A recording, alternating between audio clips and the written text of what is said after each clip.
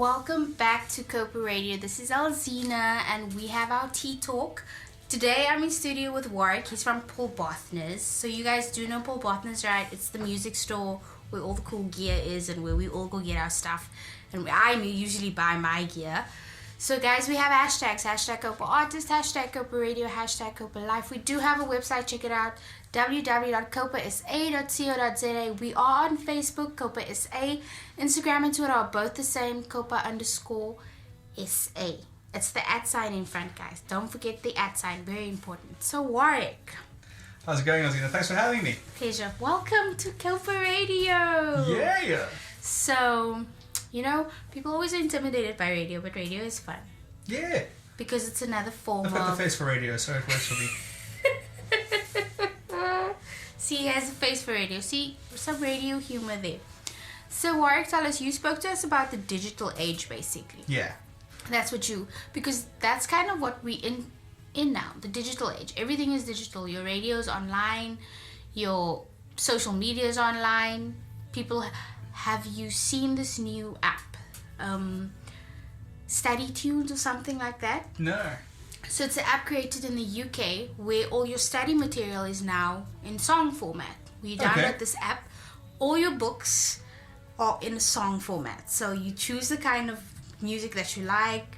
This guy raps the stuff for you. So the content is so easy to absorb. So everything is digital now. Music is taking over digitally in every format possible. Yeah. So tell us more about it. So digital is currently king.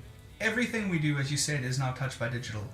But digital is also a better use of resources, especially for up-and-coming musicians. Definitely. We don't have the ability to buy billboards. We don't want to spend tens of thousands of rands advertising across newspapers and in magazines. We just don't have that kind of budget. So digital helps us to pinpoint exact audiences. We can see where the audiences are and we can serve our adverts to them specifically. It's kind of like using a radar with fishing. So, you know, we drive around, we see where the fish are, we drop our net. Yeah, definitely. That's like pinpointing what we want. Yeah, that's exactly right. But it's not just about pinpointing what we want. It's about finding what's working for us and exploiting and working more with things that are currently already working for us. So if we run an advertising campaign and it underperforms, we can have a look at why that didn't perform according to the way we expected. See what changed. Similarly, if we run a campaign which does way, way, way better than we ever thought it could, like a unicorn kind of thing, we can then determine what made that such a success, and we can try and emulate that and do that again. One of the big drawbacks of traditional marketing is that when I put up a poster somewhere, it's up and it's done. I can't see how many people have seen my poster. I can't see how many people care about what they've seen on the poster. Which means that I can't go and take my poster from a shopping center where I put it up to another spot in the same shopping center or a completely different shopping center. I mean, I could do that, but I've got no real basis for doing it. It's a shot in the dark and I'm hoping for the best each time. By using digital, whether we're using Instagram or Twitter or Facebook or whatever social channel you want to use, we can see where it's working, how it's working, and with those data we can determine why it's working and how we can make it work again in the future. Yeah, so it's basically taking everything you see outside, because a lot of people are just going to walk past your poster, because I do that. I won't lie, people. I just walk past the poster. I hardly read what's on a poster unless it's colorful and looks cool. I'm like, oh, that's interesting, and then it has nothing to do with anything that I'm interested in. But with Facebook, like you said, Facebook is king. When we had the workshop with you, with Facebook, you can scroll and you can be like, oh, I like this, I like that, I like that. Exactly. And you mentioned something with the data that Facebook collects for you to see what people like. So when you create your Facebook page, do you remember it said you're interested in this kind of music? That's exactly you right, like this kind of movie and stuff. So it gets all that information from those kinds of things that you've said you like. And then this pops up and you can be like, okay, this person is into that, this person is into that, my friends like this, some of them like that. And then you have a bigger audience to market to. It's exactly right. But it's not just about having a bigger audience as well. It's about having a better quality of audience. If I print off 1,000 flyers and I give one flyer to a person and still have run out of flyers, I've reached 1,000 people. But those 1,000 people might not care about my flyers. If I try to reach 1,000 people on Facebook through paid advertising or organic reach, and people interact with that, and at the end of the day I only reach 1,000 people, my reach has been exactly the same, but my quality of reach has been significantly improved by finding people who like the things that we like. And that's a very, very big determining factor, is through every step of the process, we're going to lose certain amounts of people. In marketing, we have something called the marketing funnel, and we expect to lose 50% of our audience at each stage of the marketing funnel. The more people we have that aren't interested, the poorer the quality of our leads, the poorer the quality of our reach, the more it costs us per person who comes to our show. So with digital, we can have a much lower percentage of money spent of people coming to a show. So instead of spending, say, 200 Rand on flyers and printing posters, spend that 200 Rand on a Facebook advert. Yeah. And you're guaranteed to have a much higher quality of people who you engage with, a much higher quality of reach.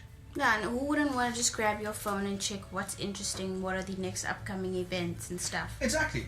A very good way to see how much you use Facebook is to delete the app off your phone for 2-3 days, right?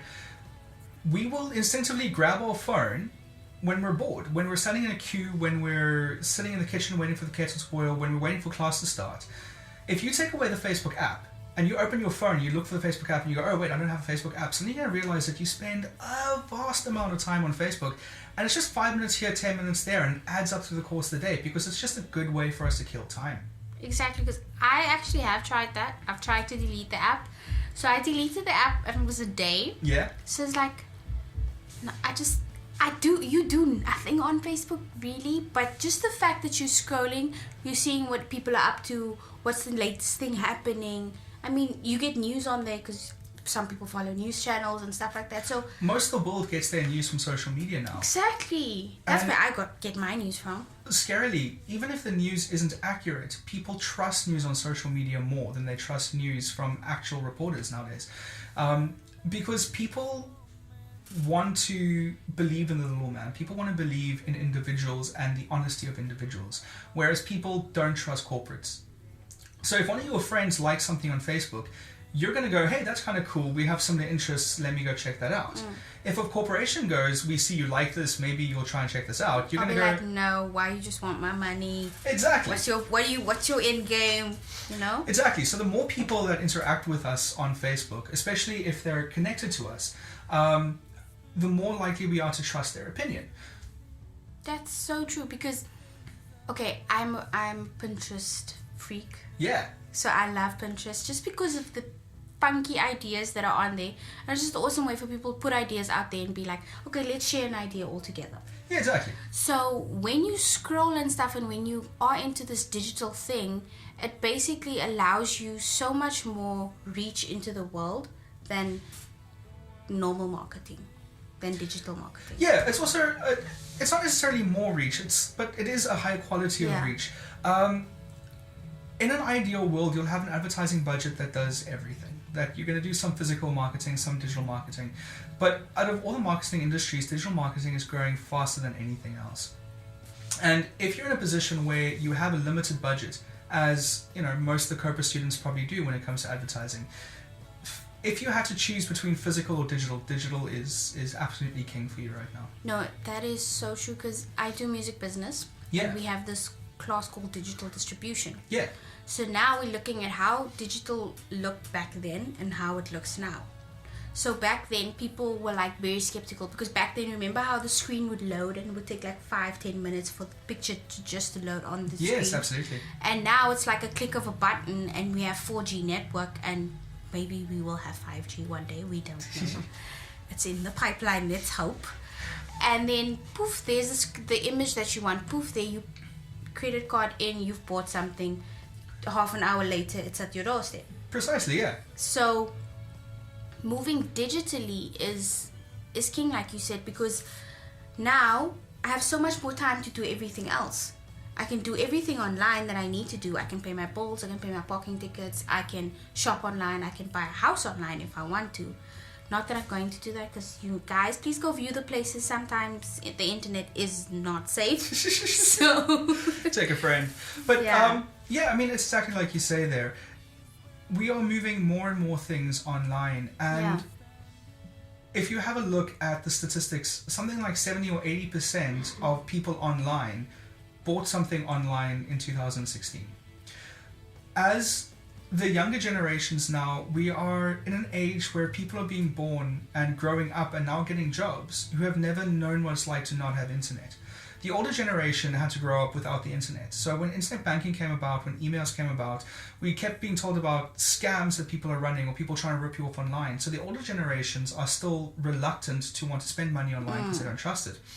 But for our younger generations, for most of the Copa students, we've grown up with the idea that, Facebook's just all around. We all have smartphones. We've always done our homework using Wikipedia and other online sources. Yeah. So the younger generations, as they become older, as they start getting jobs, they have more money to spend online, and they're more trusting of online as well. So online, everything is growing because it's now not just something that we trust, it's something that's literally a part of our day-to-day lives. Take away someone's smartphone and they feel disconnected, but also you can literally feel the phone vibrating in your pocket even though it's not there. Exactly right. Yeah. So I understand that, because people are when I say that, people are very connected with their phones. Like, a lot of people don't even go to the bathroom without their phones. No, exactly. Like, speaking of this is a very funny story. She might kill me if she hears this. So a friend of mine, actually my cousin, she goes to the bathroom. She lives in a hostel. She goes to the bathroom. She locks herself in the bathroom. Yeah. I'm like, why didn't you take your phone with you? You in a hostel. You could have phoned someone to come save you. She's like, she's there in the toilet screaming, hello, somebody. Help me, save me. That's beautiful. That's absolutely beautiful. She's like, she can hear people in the bathroom. They probably think she's crazy. And I'm like, yeah, take your phone next time. Take your phone. But then also with digital as well, you're talking about most people are very connected to their phone. Most people in the world, the first thing they do when they open their phone is check Facebook, right? And I'm sure you've done it. Everyone's done it. You'll scroll Facebook, you'll get bored, you'll close Facebook, and then 10 seconds later you've got Facebook open again. Because it's second nature. It's so much in our consciousness that when we're bored, we open Facebook. That when we're bored of Facebook and we close Facebook, the first thing we do is we open Facebook before we realize that, hang on, we just left this app. Exactly. That happens when you're at home and you want something out of the fridge and you've just opened the fridge, and then you open the fridge again hoping something happened in the fridge, but nothing. Exactly. It's not that we're looking at Facebook for new stuff. It's just that Facebook's muscle memory at this point. We just go, Facebook. Wait, what am I doing? And then, or sometimes we'll be sitting at home and we're bored. We don't have anything important to do, anything like that. So we spend like 5 minutes on Facebook, and then it's 3 hours later and we wonder what we've done with our day. Guys, speaking of Facebook, check out our Facebook page. We have a student gig coming up on the 29th of August, which is next week Tuesday, because today is Thursday. Today is the 24th of August, so it's like a few days away, 5 days away. Awesome. What's the student concert on? It's usually we have a few bands that come together. Yeah.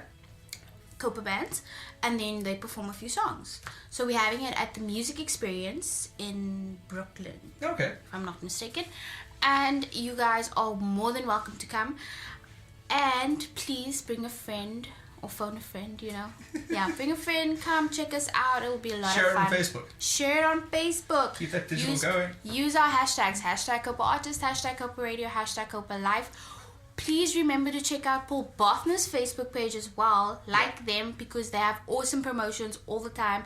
And if you're a Copa student, you get a discount when you pay for stuff. Yeah, I know, because I always get a discount. Also, next week and tomorrow, Friday, we're putting up our new Lucky Draw competition for Facebook, which is going to run for the weekend. And then on Monday, we're putting up another one. So if you guys come follow us on Facebook, there's a chance you're going to win some stuff in the next week or two. Exactly, guys. So who doesn't want free stuff? Literally no one. I do. No, I mean literally no one doesn't want free stuff. Okay. Because I was like, I want free stuff. I want free stuff. Exactly. It's the worst thing about working digital. I get all this free stuff to give away. I'm like, but I want to keep it. Like, if I were you, I'd keep at least one free thing for myself. I would, but at the same time, I'm very, very jealous about doing my metrics very well. And the more stuff I give away, the more people like my page, and I get warm fuzzies when my page is doing Okay, well. so the warm fuzzies are better than the free stuff. Okay, guys. Sometimes. I haven't given anything like away cool enough to be cooler than the warm fuzzies. But I also think people might notice if I sort of kept the guitar or something like that. Okay, yeah, if you kept the guitar. I'm talking about a CD pouch, but okay, yeah. But if you kept the guitar, I think they'd notice. Maybe. I'll put it to the test and see. Guys, that's all the time we have for today. We have a website. Check it out. www.copasa.co.za. Please, please, please follow us on Facebook, Instagram, and Twitter. And subscribe to our YouTube channel. Check us out. Let us know what you're about. Come to our campus. We're more than willing to have you here. If you have a workshop that you want to let us know about it. If you want to come study part-time, you can do it. If you want to come study full-time, you can do it. We are here. We want to make you the best musician that you can be. Thanks, Warwick. Thanks for having me. Hopefully you'll come again. Yeah, we'll set something up. Yeah, hopefully. In the near future. Yeah, whenever you guys want, just invite me back and I'll be around. Thanks. Bye, guys. Ciao.